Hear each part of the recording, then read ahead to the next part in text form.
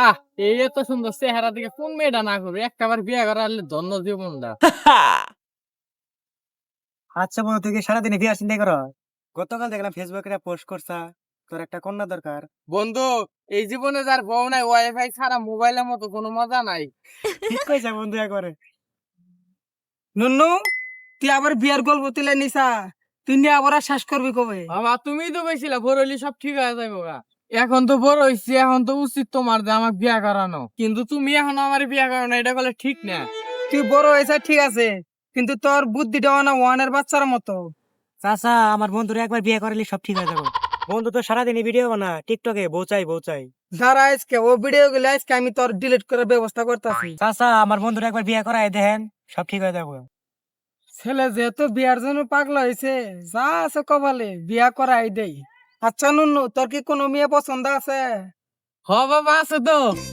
বাড়ি কোনে? মেয়ের বাপের নাম কি? কে? কুদ্দুসের বেডি। ঠিক আছে, চল আজকে যাবো কুদ্দুসের মেয়ে দেখ করা ওই।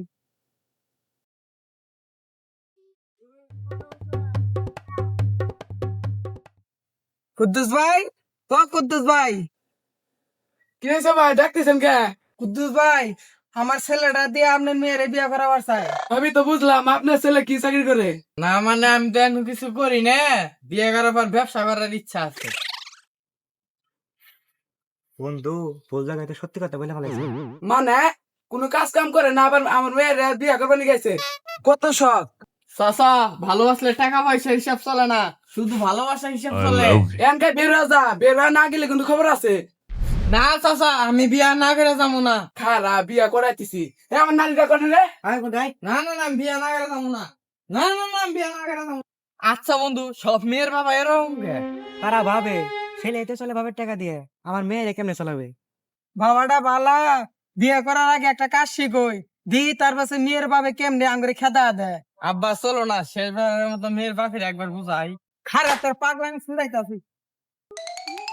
হ্যালো বন্ধুরা, বিয়ে করার আগে কাজ শিখুন, তা না হলে মেয়ের বাপে হাতে এমন করে দাবার খাবেন। আমাদের ভিডিওটা যদি ভালো লেগে থাকে তাহলে লাইক কমেন্ট শেয়ার করবেন। ধন্যবাদ সবাইকে।